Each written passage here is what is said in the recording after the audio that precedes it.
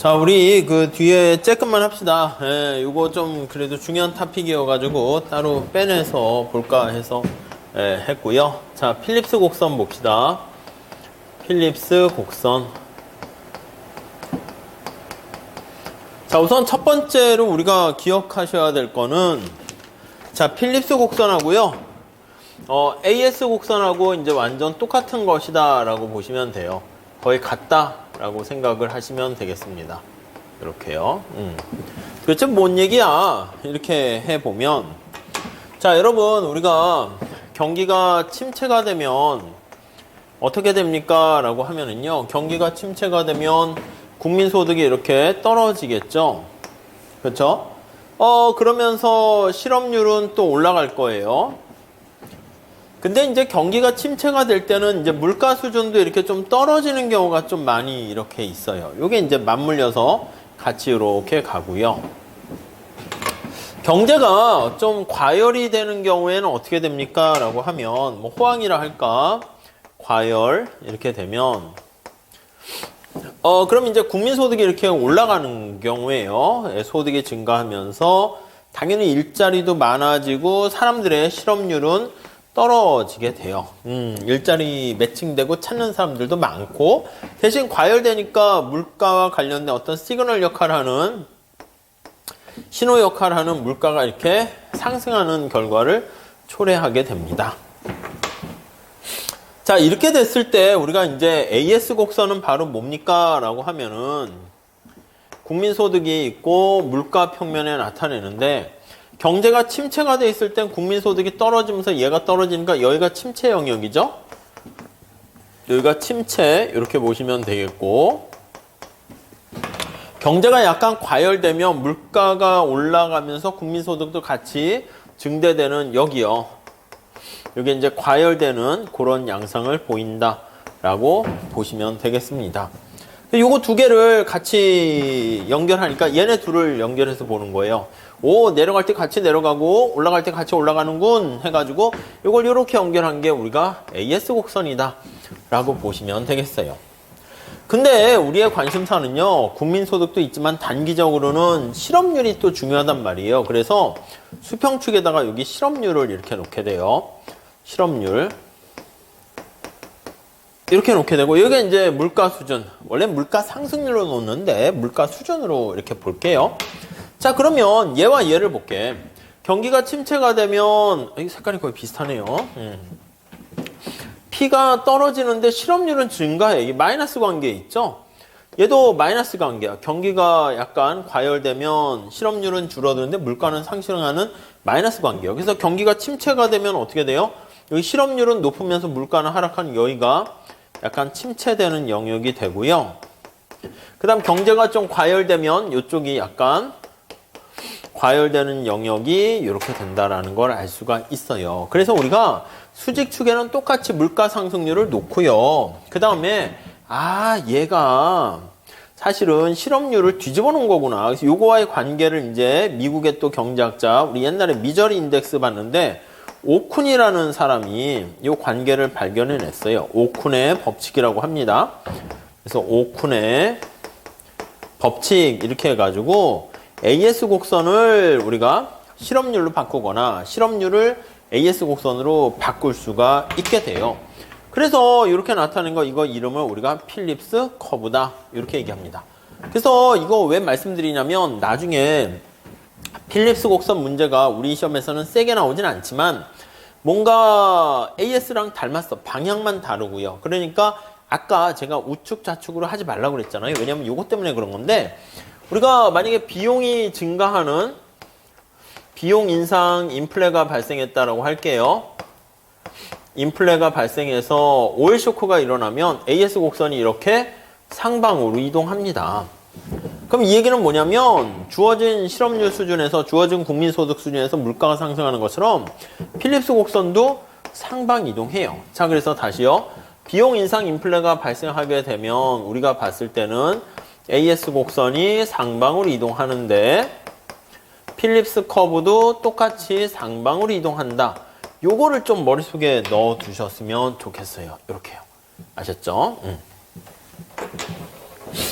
자, 이게 무슨 말입니까? 라고 하면은요, 시험 문제에서는 이게 AS가 상방이면 AS가 좌측 가는 거죠. 필립스 곡선이 우측 가는 거죠. 그래서 시험 문제에서는 좌측, 우측으로 하면 이게 반대니까 헷갈리게 나오는데, 우리 머릿속으로는 상방, 상방, 하방, 하방, 이렇게 하면은 우리 헷갈리지 않아요. 단지 표현을, AS가 상방이면 좌측이니까 얘는 우측이군. 그것만 보시면 돼요. 아무튼 이게 이제 문제 풀 때 많이 사용될 건데, 결국 필립스 곡선은 AS 곡선하고 같은 맥락이다 라고 보시면 되겠어요. 자, 우선 첫 번째 필립스 곡선의 어떤 개념과 등장 배경, 진화 이렇게 발전 과정 한번 살짝 보도록 할게요. 우선 첫 번째 줄 보시면, 자, 현실에서 실업과 인플레이션이 밀접한 관련이 있다. 그리고 이를 잘 반영한 게 바로 필립스 곡선인데, 원래 필립스라는 학자가 처음에 이거를 만들어냈습니다. 오른쪽에 살짝 보시면 365페이지요. 전통적인 초기의 필립스 곡선은 어떻게 됩니까? 라고 하면 전통적인 초기의 필립스 커브는 PC라고 할게요.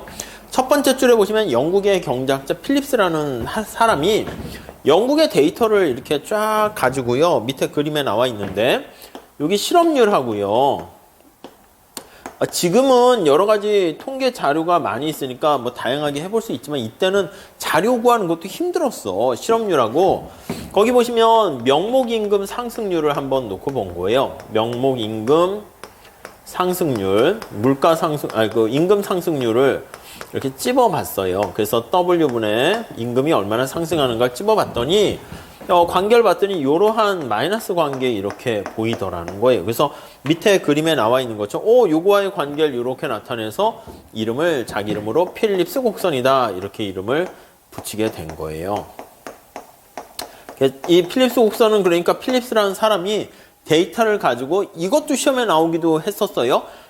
책상에서 만들어낸 게 아니라 이제 경험적으로 이제 데이터를 가지고 경험적인 자료를 가지고 이게 규명해냈다라고 보시면 되겠습니다. 근데 이제 명목임금만 나타내면 좀 약간 한계가 있는 데다가 거기 나와 있는 것처럼 보통 물가가 상승하면 우리 아까 봤잖아요. 노동자들이 임금 올려주세요 이렇게 얘기하니까 얘가 물가 상승률하고 이제 거의 그 인플레이션율이죠. 비슷한 그 궤적을 보이는 거야. 그래서 물가 상승률로 이렇게 바꿔서 표현을 하게 된 거예요. 그러니까 요거랑 이제 약간 비슷한 패턴을 보이는 거야. 그래 가지고 여기다 물가 상승률 우리가 이제 이걸 파이라고 할 거예요. 그래서 파이는 물가 수준 자체가 증가하는 상승하는 속도로 표현하는 것이고 실업률로 해서 이렇게 우하향하는 곡선을 만들어냈고요. 이게 이제 거기 나와 있는 초기의 필립스 커브다라고 보시면 되겠습니다. 그래서 이게 이제 다시 왼쪽에 보시면 364페이지에 두 번째 줄 있죠. 그래서 필립스와 립시라는 영국의 경제학자가 이제 좀 더 필립스 모형을 일반적인 물가 상승률로 표현해서 우리가 주로 사용하는 이제 필립스 곡선은 요거 가지고 이제 얘기합니다. 물가 상승률과 실업률과의 관계가 이렇게 안정적으로 이렇게 우하향하는 관계가 이렇게 찾아내게 됐어요. 이렇게요. 다시 오른쪽으로 가볼게요. 자, 그래서 밑에 그림 나와 있고 이 관계를 어떻게 식으로 이제 표현한 게 거기 365페이지에 식이 표현되어 있는데 그거 체크해 주시면 좋을 것 같아요. 자, 그래서 거기 한번 식을 한번 살짝 보시면 물가 상승률 파이라고 씁시다. 파이라고 쓰면은 마이너스 알파라고 했습니다. U 마이너스 거기 U 스타 했는데 N이라고 쓸게요. N. N은 자연 실업률을 뜻합니다. 네, 이렇게 생겼다라고 보시면 돼요. 이거 암기해 두셔도 됩니다. 이게 이제 초기의 필립스 커브다라고 보시면 돼요. 식이에요. 초기에 전통적 초기의 필립스 커브 이렇게. 여기 N은 이제 내추럴 해가지고 이게 자연 실업률 이렇게. 자연 실업률은 이제 비자발적 실업이 제로가 되는 거죠. 그래서 얘가 완전 고용된 상태가 바로 이 상태예요. 완전 고용 상태 하의 실업률이다. 이렇게 보시면 되겠어요. 이렇게. 이거 좀 정확하게 한번 살짝 봐볼까요? 이거 식을 안 바꿔서 그런데 바꿔보면 마이너스 알파 U 플러스 알파는 아무 얘기 안 하면 0보다 커요. 그래서 플러스 알파 un 이렇게 돼 있죠. 알파 un 이렇게 돼 있어요. 자, 그럼 1차 방정식 아닙니까? 이걸 제가 대충 쑥 그렸는데 이걸로 표현을 하게 되면 우선 첫 번째는 얘가 기울기예요. 기울기 이렇게 되고 얘가 어떻게 돼요? 얘가 수직축 절편이잖아요. 수직축의 절편이다. 이렇게 보시면 될 것 같습니다. 네, 이해 가세요? 자, 그래서 이렇게 두리뭉실하게 된 필립스 곡선을 좀 정확하게 그리게 되면 여기다 다시 한번 그려볼게요. 여기가 실업률, 물가 상승률. 그래서 실업률이 빵 이렇게 되면 여기가 알파 un 이렇게 돼 있어요. 알파 un. 그리고 우하향하는 직선이 형태가 되고 요 기울기가 바로 요게 알파 이렇게 되는 필립스 곡선을 우리가 끄집어낼 수가 있어요. 그냥 우선 그 정도까지 보시면 되겠고요. 자, 그래서 이게 만약에 우하향하게 안정적으로 되어 있다라고 하면요, 어떤 의미가 되는가라고 하면은요, 네, 거기 보시면 365페이지 그림 바로 위 두 번째 줄 올라갈게요. 자, 우하향한다라는 필립스 곡선이 의미하는 바는 실업률 감소랑 그게 감소라는 고용 안정과 물가 안정이 동시에 달성되기는 어려워요. 근데 두 마리 토끼 중에 하나는 잡을 수 있어요. 예를 들면 지금 경제가 여기 A라고 할게요. 이거 경제가 실업률이 높으니까 침체되어 있는 상태라고 할게요. 그 두 마리 토끼는 다 잡기는 어렵지만 지금은 경기가 불황이고 침체가 돼 있으면 인플레이션율은 굉장히 낮은 상황이에요. 실업률은 높지만. 그랬을 때 정부가 우리가 AS 곡선이 우상향한다 생각하시면 돼요. 정부가 확장적 재정정책과 통화정책을 통해 가지고 여기 A에서 여기 B로 이렇게 갈 수가 있는 거야. 이렇게 곡선상에서 이동을 자유롭게 할 수 있어요. 이렇게 가게 되면 실업률이 만약에 가상적으로 막 10%인 거야. 엄청나게 실업률이 높을 때 여기 나와 있는 것처럼 뭐 한 4% 이렇게 실업률을 줄일 수가 있고요. 대신 대가를 치러야죠. 그러니까 인플레이션율이 조금 파이 1으로 이렇게 올라가는 문제가 있지만 이렇게 실업률은 낮출 수가 있어요. 만약에 인플레이션을 잡아야겠다 그러면 좀 뭔가 긴축을 하게 되면 B에서 A로 이렇게 가게 되는 걸 알 수 있습니다.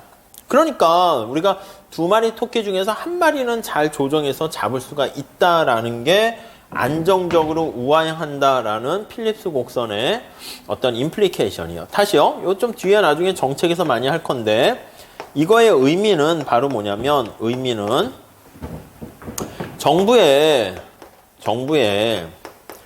안정적인 뭐 총수요 관리 정책을 통해서 총수요 관리 정책은 우리가 다음 챕터에서 볼 텐데요. 재정 정책과 금융 정책이에요. 관리 정책을 통해서 네, 여기 나와 있는 실업률을 뭐 어느 정도 컨트롤할 수 있는 거예요. 뭐 이렇게 실업률을 조정 가능 이렇게요. 대신 실업률을 낮추려고 하다 보면 인플레는 발생하지만 뭐 그때그때 더 중요한 거에 가중치를 둬서 뭐 해야 되는 거죠. 노무사 점수 향상과 건강이다. 그럼 여러분들 지금 뭐야? 건강도 중요하지만 당장 노무사 점수 떨어지는 것보다는 점수 올려서 건강은 좀 나빠지지만 요걸로 왔다가 노무사 점수 올라가서 안정적 되면 됐어. 이제 건강 신경 써야지. 노무사 땄는데 그 다음 해에 깨꼬닥 죽으면 어떻게 해요? 그러니까 이렇게 가서 조정을 할 수 있다는 강한 자신감을 의미하는 거예요. 근데 이렇게 딱 됐는데요. 다음 페이지 한번 가볼게요. 자, 현대 필립스 곡선 이렇게 나와 있는데 첫 번째 줄에 볼게요.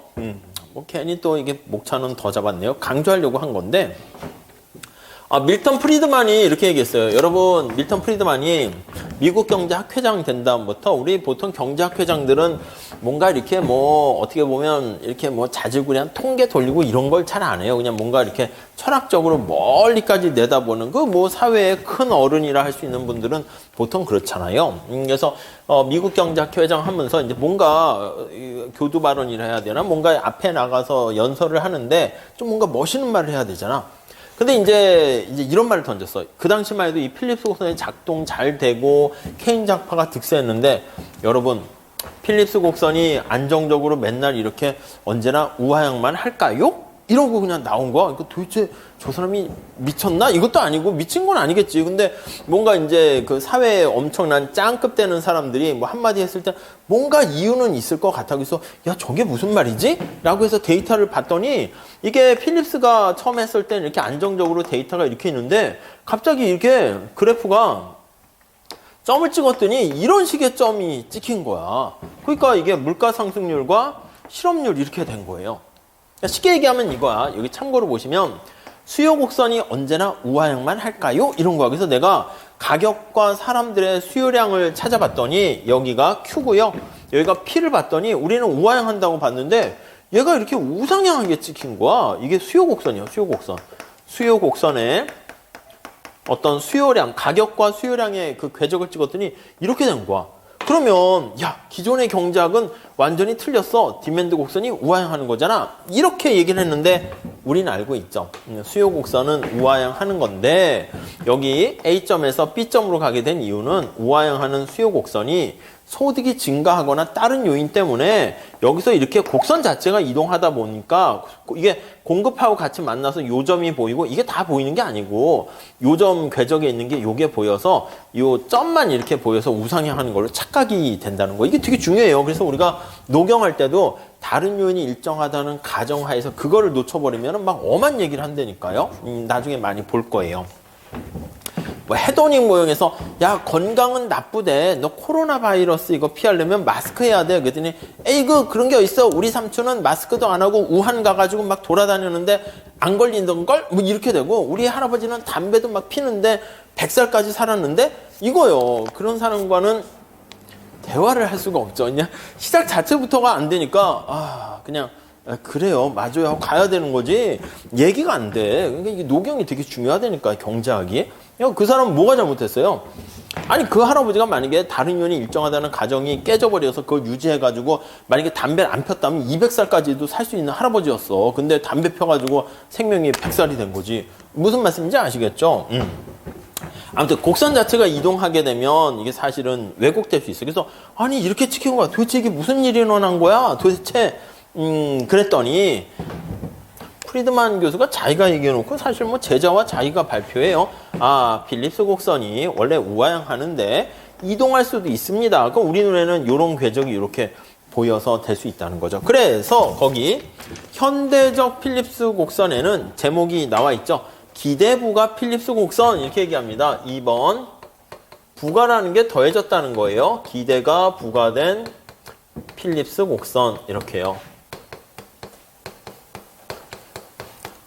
자, 그래서 이 모형이 좀 더 확장되게 돼요. 거기 식이 나와 있어요. 기대를 거기다가 반영을 했습니다. 그래서 자, 거기요. 그냥 파이라고 씁시다. 우리 레벨이 있으니까. 파이는 마이너스 알파에다가 U 마이너스 자연 실험률. 이거 암기하셔야 됩니다. 요게 이제 전통적인 필립스 곡선이라니까요. 앞에 얘기한 것처럼 이 전통적 필립스 커브에다가 여기에다가 기대를 부과했습니다. 기대를 추가했어요. 그래서 여기다가 기대가 추가된 필립스 곡선을 나타내게 됩니다. 아니, 그럼 뭐가 달라지는데요? 요거 다시 한번 식을 다시 써볼게요. 그러면 얘는 마이너스 알파 U 플러스 알파 UN 플러스 요거 기대가 변하는 거야. 그러니까 사람들의 뭔가 기대가 바뀌게 되면은 필립스 곡선이 움직일 수 있다라는 것을 깨닫게 된 거예요. 여기 가만히 보시면 요 모형이 어떻게 절편이 바뀝니까? 라고 하면 여기 수직축 절편이 뭐로 바뀌어요? 요게 수직축 절편이야. 이렇게. 그래서 알파 UN 플러스 기대 이게 있어서 이렇게 우하향하는 필립스 커브가 이렇게 생겨요. 근데 앞서 말씀드린 것처럼 만약에 물가가 상승한 건 아닌데 상승할 걸로 예상을 한다 해봅시다. 이게 올라가요. 그러면 어떻게 돼? 얘가 올라가면 기울기는 가만히 있잖아요. 가만히 있는데 여기 절편이 올라간다니까요. 그 곡선 자체가 이렇게 이동하게 돼요. 필립스 커브 곡선 자체가.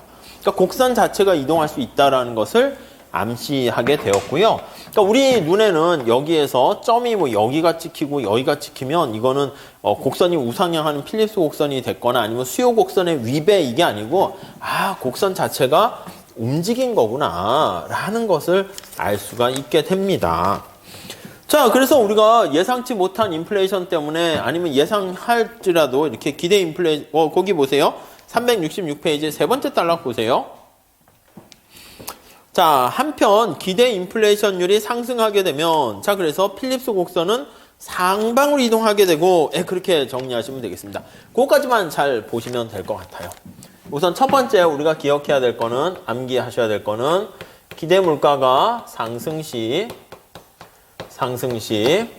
기대가 부과된 필립스 곡선은 상방으로 이동한다 라는 것을 우선 첫 번째 알 수 있고요.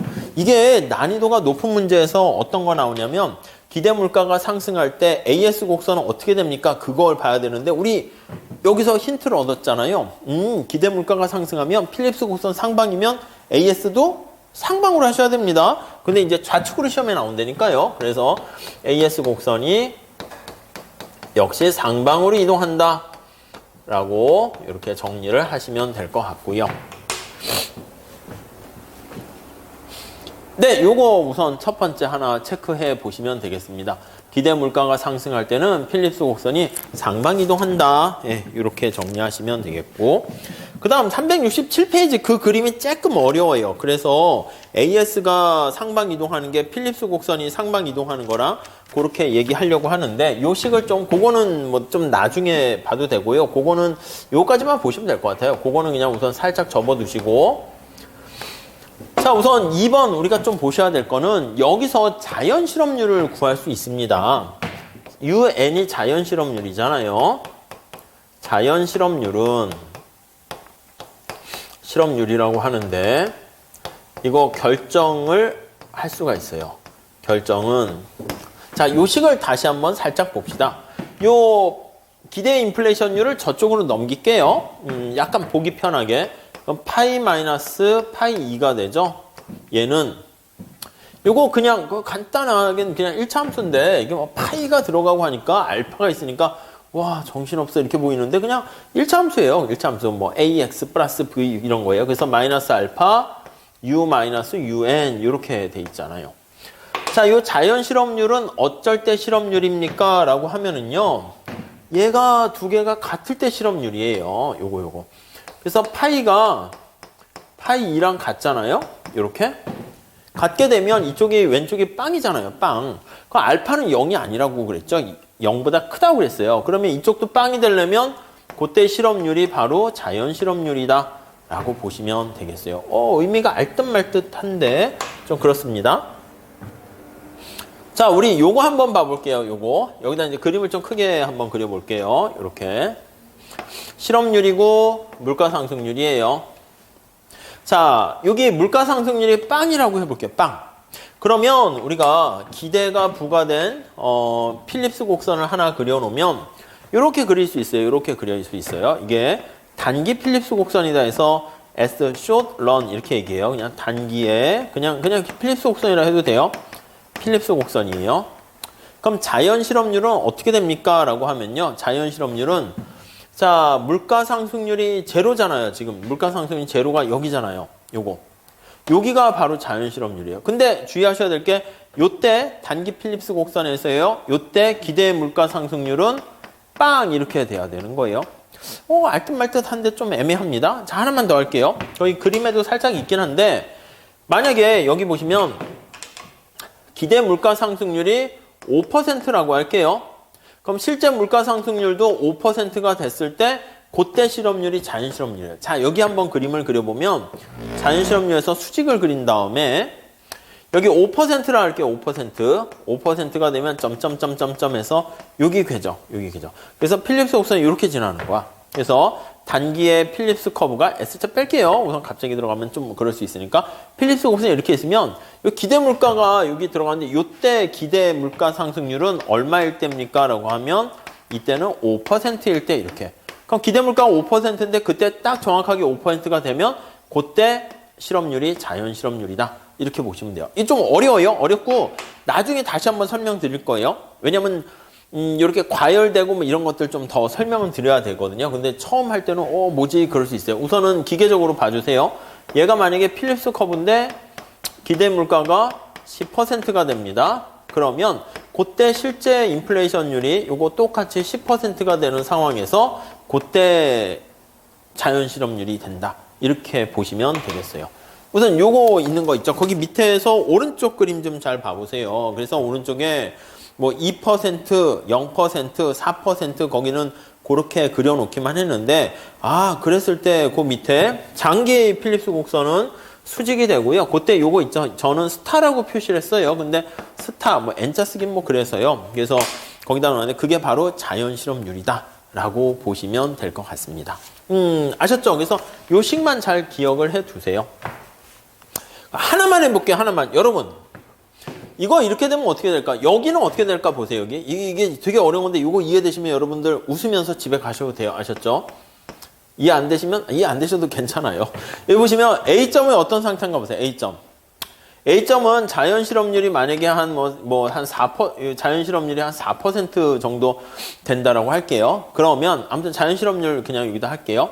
A점은 어떻게 되냐면 여러분 이렇게 보면 자연 실업률보다 지금 현재 실업률이 어떻게 해요? 훨씬 더 낮죠. 그러니까 한 4%만 있어도 다 완전 고용된 건데 자연 실업률이 더 낮은 거야. 그러니까 경제가 훨씬 더 과열되어 있는 상태이긴 하거든요. 지금 어떤 건가 볼게요. A점은 여기 보세요. 인플레이션율이 지금 5%죠. 근데 물가 상승률은 어떻게 돼 있어요? 기대 물가 상승 0%잖아. 자, 다시요. 자, 내가 물가 상승률은 지금 0%인데 여기 요거 실제 물가 상승률, 예상 물가 상승률은 요 노란 색깔 찾아보세요. 노란 색깔은 0%예요. 0%인데 여기 나와 있는 실제 인플레이션율은 5%인 거예요. 자, 부등호가 어디가 큰가 보세요. 여기가 큰 거 이해되시죠? 잘 봐보세요, 요거. 그럼 이쪽이 더 큰 거니까 여기가 플러스 아닙니까? 플러스예요. 이 플러스라고 하려면 여기는 마이너스가 붙어 있으니까 요 가로 안에 있는 값이 어떻게 돼야 될까요? 마이너스가 돼야지. 여기가 마이너스가 되려면 u와 un을 비교해 보면 앞에 거보다 뒤에 게 커야죠? 이렇게 돼야 되는 거죠. 그러니까 우리가 가만히 보면 요걸 이제 어떤 상태라고 하냐면 우리가 암기하셔도 됩니다. 내가 생각할 때는 물가가 0%라고 기대를 했었는데 실제 물가는 5%였어요. 정확하게 예상을 하는 경우가 이게 정확하게 예상하는 건데 이건 내가 착각에 빠진 거야. 환상에 빠진 건데 이런 경우를 어떤 기대라고 하냐라고 하면 과소기대했다라고 얘기를 하게 돼요. 그렇잖아요. 원래는 5% 물가가 상승했는데 내가 몰랐어. 정부가 지금 물가는 나는 그래서 정부가 인플레이션율을 빵으로 할 줄 알고 믿고 있었어요. 근데 정부가 경기를 부양시켰어. 내가 착각한 거지. 그래서 과소기대라는 착각을 하게 되면 어떤 일이 발생합니까? 라고 하면 완전 고용 산출량 수준에서의 실업률보다 실업률이 더 낮아져요. 자, 실업률과 저기 왼쪽에 국민소득은 반대라고 말씀드렸는데 이렇게 되는 경우는 바로 어떻게 됩니까 하면 완전 고용 국민소득보다 실제 국민소득이 훨씬 더 많아지게 되는 거예요. 요거랑 요거 느낌만 잘 보세요. 그러니까 내가 하루에 10시간을 생산해서 공부하게 되면 잘하는 건데 이거 12시간을 공부한 거야. 과하게 공부한 거야. 물론 이게 지속될 수는 없겠죠. 그래서 경기가 지나치게 요거는 바로 의미가 뭐냐면 과열된 상태다 이렇게 보시면 될 것 같습니다. 자, 다시요. 자, 그래서 과소기대가 되면은요 완전 고용 산출량보다 생산량이 더 많아지는 거. 이거 나중에 기대부가 필립스 곡선을 가지고 루카스 공급 곡선도 암기하시라고 말씀드릴 건데 그거는 똑같습니다. 그래서 자연 실업률보다 실업률이 더 낮아지는 거예요. 그래서 A 상태 이렇게 있는데 여러분들 A 상태에 가만히 지속돼 있을 수 없어요. A는 지금 이 상태니까 경제가 과열되어 있는 상태라니까 과열. 이렇게 있다가 아까 얘기했잖아. 노동자들이 뭐야 물가가 빵 퍼센트인 줄 알고 임금 인상 요구 안 했는데 5%나 올라갔네. 에이 내일 가서 사장님한테 내가 착각했네. 임금 올려달라고 얘기해야지. 사람들이 기대를 변화시켜요. 이렇게 있지 않고 기대가 이렇게 과소기대였다가 이제 변화해서 얼마나?